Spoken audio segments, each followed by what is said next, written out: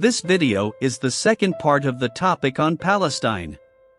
In the last video we talked about its origin in ancient times and its position as just a region, called Palestine. In this second video we will talk about its origin as a nation. In the midst of the conflicts that the Ottoman Empire had with neighboring empires, it became impossible for it to maintain its territories economically and militarily. The Arab Empire, which had been subjugated by the Ottomans, had the opportunity to rebel with the help of the British Empire, which offered them military and economic support if they sided with them against the Ottomans in the First World War. When the Ottomans were defeated, the Arab territories gained autonomy, but no longer as an empire. Nevertheless, the Levantine Mediterranean region was taken over by the French and the British. The British promise to hand over the territories to the Arab Empire was interrupted by a promise to establish a territory of refuge for the Jewish people. Meanwhile, the Jewish people continued to suffer persecution and rejection in Europe. More than a simple promise, it was the Balfour Agreement that consisted in the recovery of the territory for the Jews as a solution to the war against their people. As a result, the British and French divided the region into several states, including Iraq, Libya, the West Bank, and the former independent Ottoman administration of Jerusalem, which the Arab Empire still called Palestine. On the other hand, years earlier, Henry McMahon, the British High Commissioner in Egypt, had reached an agreement with Hussein ibn Ali, the Sharif of Mecca, to recognize Arab independence within the boundaries proposed by the Sharif of Mecca, with the exception of parts of Syria west of the districts of Damascus, Homs, Hama, and Aleppo, which was open to wide interpretation. However, even the Islamists intended to fulfill Muhammad's wish to establish an Islamic city called Palestine in this area. Finally, in 1922, the territory was divided into two, one Arab and one Jewish. The aim was to develop them into two autonomous states. Although it was supported by the League of Nations, later called the United Nations, the Arab Empire did not agree, and the structural development of the Jewish nation was seen as a threat to Arab interests. In 1920 and 1921, anti-Semitic attacks by Arabs took place in Jerusalem and Jaffa. The British proposed the establishment of a legislative council, but the Arabs rejected it. The Arabs were led by Amin al-Husseini, Grand Mufti of Jerusalem, who would later establish relations with Hitler during World War II to get rid of the Jews. With the advent of the Nazi regime, the flow of Jews into Israel increased sharply. Despite Arab accusations of injustice, the Hebrews purchased the land. The Arabs banned trade with the Jews and declared a general strike against the British, which ended in an uprising against the British in which many Palestinians died. But the British stuck to the royal mandate of the Balfour Agreement for the development of a Jewish homeland, so they could not prevent the development of the Jewish state. In 1947, the British declared the mandate to be unworkable and handed over the responsibility to the United Nations. As they withdrew, the confrontation between Israel and Palestine began. Israel had been attacked by the Palestinians in several uprisings known as Palestinian mutinies in 1920, 1921, and 1929. In 1936, the Great Arab Revolt began, in which they attacked both Jews and British forces until 1939. The Union of Palestinian Leaders established relations with Nazi Germany, so the military support they gave them had a clear purpose. These attacks caused the relationship between Israel and Palestine to become irreconcilable. It led to the creation of the Israeli paramilitary self-defense militias, which would purchase weapons from Czechoslovakia to supply the new forces and be able to respond. On the other hand, the countries of the Arab League would form a coalition against Israel, consisting of Palestine, Iraq, Egypt, Yemen, Transjordan, Libya, and Saudi Arabia. The war began in November 1947, but it was over by February 1949. The Hebrews had won the war and captured more territory from the defeated armies. The Six-Day War, referred to by Arabs as the 1967 War. In 1967, Gamal Abdel Nasser, an Arab socialist leader and proponent of Pan-Arabism, was president of Egypt. During a televised parade of the armed forces, he ordered the troops to move to the border with Israel. He was supported by the socialist government of the Soviet Union. He mobilized 100,000 troops and 1,000 tanks to the border.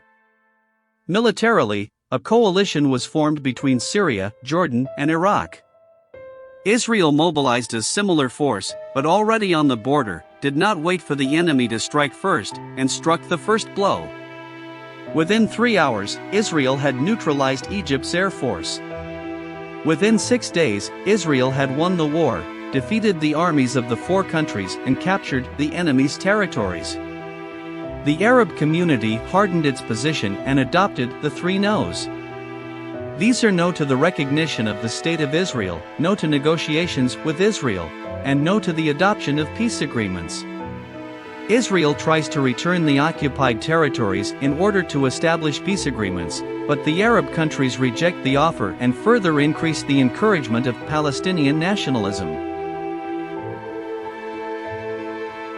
The socialist governments wanted to create an international image of Israel as an aggressor and occupying power. Propaganda tries to make the attacks of the Arabs invisible and expose those of Israel. The Cold War against Israel by the international socialist community begins. Palestinian nationalism is an ideological current that pretends that the roots of Palestine do not correspond to a modern people. It tries to appeal to the fact that different peoples inhabited the area to create a superimposed culture. Unable to support a historical background as a nation, nor an identity of its own, it tries to support itself with the history of the inhabitants of the region throughout human history. A new form of anti-Semitism or Judeophobia is born, where hatred of Israel is promoted under the name of anti-Zionism. In this way, they began to promote a new form of xenophobia, justifying attacks against the government and structure of Israel, at the same time saying that it is not against the people. For their part, the Arab countries initiated a war of attrition aimed at weakening Israel by subjecting it to constant attacks. The Yom Kippur War, referred to by Arabs as the 1973 Arab-Israeli War. In October 1973, the Egyptians and Syrians joined forces in coordinating a simultaneous assault on Israel from the north and south. The attack took Israel by surprise, despite several warnings. Egypt invaded the Sinai Peninsula unopposed. Finally, Israel mobilized its troops and stopped the Egyptian offensive. On the other hand, Syria attacked through the Golan Heights. In 3 days, Israel pushed back the Syrians and began to attack Damascus. The fighting continued for several days, with casualties on both sides. The war ended after negotiations between the United States and the Soviet Union. Egypt, for its part, began to distance itself from the Soviet Union and began to improve its relations with Israel. The war takes its name from the date on which it took place, initiated in the Islamic month of Ramadan, coinciding with the celebration of the Hebrew Yom Kippur. When the territory was divided, the majority of the population was Muslim. The territory had come out of Arab and Ottoman rule, both of which had been Islamic for more than 1,000 years. They had only been occupied by Christian crusaders for short periods. However, when they were taken over by the British and the area for the relocation of the Hebrews was determined, the area dominated by force was compromised. The Arabs did not get the results they expected from conventional armed struggle against a militarily superior empire. This led to the creation of armed and terrorist groups of a religious nature, dedicated to fighting for the recovery of the territory. Islamic fundamentalism has increased throughout the region of the Arab countries in order to restore the former Arab Empire. The Sharia was the law defended by them to prevent the development of religions and beliefs different from Islam. Being a theocratic empire, its laws are based on the Quran, and its judicial system is applied according to the rules established by the Quran in the so-called Islamic states. Thus, practices that are considered terrorism, human rights violations, or crimes against humanity by others are simply the fulfillment of their laws by fundamentalist leaders. It is contradictory, however, that they ignore the culture of the West in carrying out their actions and then appeal to the same Western human rights to avoid reprisals. The establishment of a Palestinian state has been difficult for a number of reasons. Foremost among them is the fact that there is no historical precedent, as they represent more than a war-torn people. For the people of Israel, they represent an occupier of territories that were once theirs and that they rightfully claim. And the establishment of the State of Israel with the support of the then imperial power, the British, would not go down well with the remnants of the extinct Arab Empire. The ideologies of an almost non-existent empire, such as the Arab one, have used the Palestinian flag to hide their interests in keeping the region they occupied in the past colonized. They want to achieve the occupation of the territory, even at the expense of the well-being of its inhabitants, instead of recognizing the rights of its people.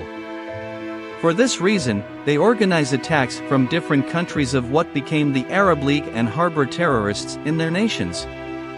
Over the years, they have financed constant wars and attacks, with the Palestinian people in their midst, causing constant civilian losses due to Israeli counterattacks. Their association with Nazi Germany led to their defeat and subjugation from the 1930s to the 1950s, and the constant conflict promoted by the Arab League has hindered their development. The territory has been attacked by empires for centuries. Currently, they represent the front line in the conflict between the Arab Empire, which refuses to fall, and the Western Empire, which has dominated in recent years. One cannot overlook the fact that the Arab world is what is left of an empire. For the Arab leaders, the loss of this territory means the absolute end of their empire, which began with the invasion of Islam in the Middle East, rather than socialism. The fall of Jerusalem represents not only the defense of a people, but the dismantlement of the foundations of an empire that rose up proclaiming that its purpose was to settle in the Holy City and call the land Palestine. What is known as the Arab Renaissance is the ideology of the restoration of the Arab Empire. And the territorial expansion of the empire to this area was given by the destruction of cultures, beliefs, and peoples different from Islam. Currently, this movement continues to be financed by groups such as Hamas, Hezbollah, ISIS, and others. There have been many armed groups, not only in Palestine but also in the Middle East, that have dedicated themselves to the fight against Israel and its supporters. Each group has taken different forms of attacking, but all are involved in what would be called the war of attrition against Israel. Fatah was founded by Yasser Arafat in 1958. It would join the Palestine Liberation Organization in 1964. In religious discourse, it refers to the Islamic expansion of the early empire. It is also the name of the 48th chapter of the Quran. Although its funding and equipment have come from Arab leaders, it is claimed to be an organization for the benefit of the Palestinian people. Its bases of operations were established in various countries of the Arab League, from where it carried out attacks against Israel. It was founded in Kuwait and had headquarters in Jordan and Gaza. In 1967 alone, they carried out 2,432 attacks on Israel, but most of them were thwarted by the Hebrews. Arafat switched tactics and began attacking from Jordan, with Arab Legion infantry and artillery protecting them. In 1968, they joined the PLO. The Palestine Liberation Organization is a coalition of political and paramilitary movements founded in 1964 under the auspices of the Arab League. It is recognized by the United Nations as the representative of the Palestinian people, although its stated goal is the destruction of the State of Israel through armed struggle. They were armed by the Soviet Union. In 1967, after the Six-Day War, Arafat assumed the presidency of the PLO, as they had done with the Arabs since the 1950s. In 1972, they carried out the Munich bombing during the Olympic Games, killing 11 Jews. This had a great international impact. Arafat decided to reorient his policy in order to gain international recognition for the Palestinian cause. This led to constant conflict with the Arab League, who wanted to maintain influence over the PLO. They argued that the PLO did not respect their sovereignty. In 1988, the PLO declared Palestinian independence. In 1994, Fatah took over the Palestinian National Authority, but in 2007 they were expelled from the Gaza Strip by Hamas. The Popular Front for the Liberation of Palestine is an organization of the extreme left, Marxist-Leninist secularist, is the largest organization of the PLO, after Fatah. Founded in 1967, it considers the Fatah government in the West Bank and Hamas in the Gaza Strip illegitimate due to the lack of elections in the Palestinian National Authority since 2006. It is in favor of the creation of a single Arab nation, composed of all the nations of Arab culture. They consider themselves enemies of Israel, but also of any Arab government that opposes the unification of the Arab Empire. For several years they carried out various attacks against Israel. In 1968, they kidnapped an Al flight from Rome to Lot Airport. The plane landed in Algiers with 21 passengers and 11 crew members, who were held for 39 days. PFLP gunmen opened fire on an AI plane in Athens just before it took off for New York. They killed one passenger and wounded 2 others.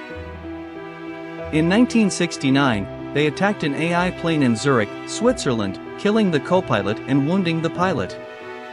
They bombed a market in Jerusalem, killing 2 and wounding 20. Captured a TWA flight from Los Angeles that was diverted to Damascus by a PFLP cell led by Layla Khalid, the group's most famous militant. 2 passengers were held hostage for 44 days. On the other hand, 3 Palestinian men and 3 Palestinian boys, aged 14 and 15, threw grenades at the Israeli embassies in The Hague and Bonn, and at the IA office in Brussels, without causing any injuries. In the 1970s, passengers on an IA bus were attacked at Munich airport, killing 1 and wounding 11. They hijacked 4 Pan Am, TWA, and Swissair planes leaving Brussels, Frankfurt am Main, and Zurich for New York. They seized a BOAC plane flying from Bahrain to London via Beirut. 3 Dawson's Field flights landed in Jordan, and the Pan Am flight landed in Cairo. Layla Khalid and Nicaraguan Patrick Arguello's hijacking of LAI Flight 219 from Amsterdam to New York on February 6 failed when guards on the flight shot Arguello and arrested Khalid. In Zarqa, the Jordanian city where 3 of the 6 hijacked planes were located, the PFLP attacked them after they had already released the hostages. This action was the cause of a great uproar in the world public opinion. The Democratic Front for the Liberation of Palestine is a Marxist-Leninist Maoist political and military organization that was founded in 1969 and is a member of the PLO. It was born out of the ideological split of the PFLP, since they argued that the latter's struggle was too intellectual and should make more use of weapons. They were more communistic than socialistic. In the 70s and 80s, they received equipment from the Soviet Union and the People's Republic of China. They claim that the presence of Jews in the territory represents the oppression of the West. They claim that their struggle is against the Jewish government and not against its people. They were responsible for the massacre of Maalat in 1974. They crossed the Lebanese border into Israel and entered a high school where they murdered 26 people, including 21 students. The Jihad by the Sword is an extremist movement that has been operating since 1987. Its goal is the destruction of the State of Israel and the establishment of an Islamic State. They also oppose other Arab governments as un-Islamic or too pro-Western. They claim responsibility for various attacks in Israel, ranging from suicide bombings to the use of their own and Hamas-made explosive rockets against Israeli civilians. They have disagreements with Hamas and have become more vocal since Hamas took control of Gaza. They have reduced their range due to the construction of the barriers and the blockade of Gaza.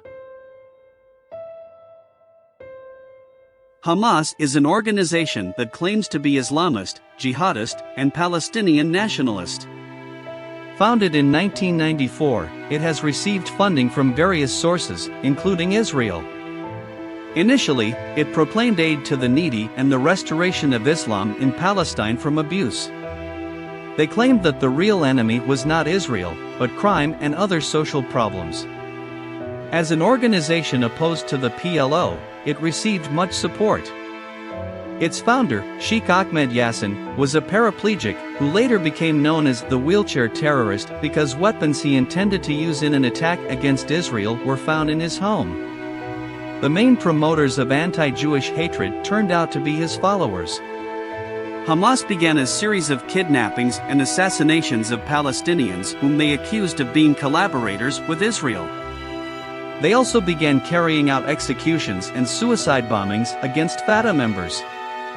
Arafat was unsure whether or not he should confront Hamas, thus weakening the Palestinian statehood process.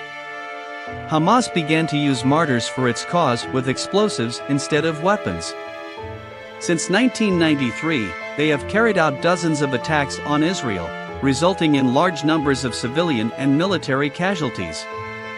Hamas openly blames the Jews for creating the First and Second World Wars, for controlling the press, and for controlling the world's wealth, claiming that this was all done to spread Zionism. Hamas promotes large-scale aid programs for the population.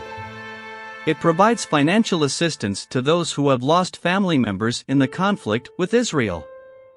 It provides food aid to the needy in times of crisis. The so-called aid is distributed through an extensive network of schools under its control, in which it indoctrinates the children with regard to Islam and its goals. These social plans have earned them the acceptance of the people for taking care of their needs. They also have an extensive network of hospitals dedicated to social services. The activities of Hamas today are known worldwide. Despite their social assistance, the organization continues to be active in carrying out terrorist attacks. Public opinion is largely divided into two groups, despite the October 10th attack on Israel that sparked the current war. One supporting Israel, headed by the US, and the other supporting Hamas as the Palestinian leadership, headed by Russia and the Arab League. Despite the continuous terrorist attacks by groups such as Hamas, the Arab League group as well as countries such as Russia are trying to condemn the Israeli reactions. Financed by a fundamentalist elite struggling to restore its imperial power, the Palestinian people are subjected to constant conditions of war. In the face of these circumstances, the populist actions of the last few years have been aimed at gaining the support of the masses, while at the same time trying to prevent the population from migrating. At the same time, organizations such as Hamas are trying to gain the support of the people for their cause, which provides them with the right environment in which to carry out their activities.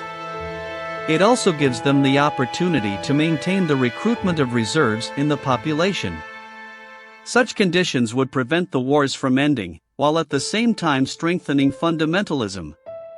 The Palestinian people would continue to be subjected to conditions that are hostile to them. On the other hand, the Hebrew people is a people that has been persecuted for centuries. They were expelled from their lands by one empire and resettled by another, and their historical right to the territory is undeniable. Their arrival in the area was not welcomed by the Arab colonizers. The actions of the Arab League will not stop because there are political, economic, and religious interests at stake. The accusations against Israel have been unfounded since the Bolshevik Revolution, in which an alleged Jewish plan for the domination of the world was proclaimed. Despite the lack of any evidence, this argument has been a pretext for the justification of anti-Semitism and xenophobia against Israel. It has been the banner used by communist and socialist governments such as the Nazis, and it is now the banner used by Hamas and the governments that support it. If it were not for colonialist and imperialist interests, both peoples would live as neighbors, but religious fundamentalism cannot be excluded from the situation. There are many prophecies that have been fulfilled, and there are some that have yet to be fulfilled.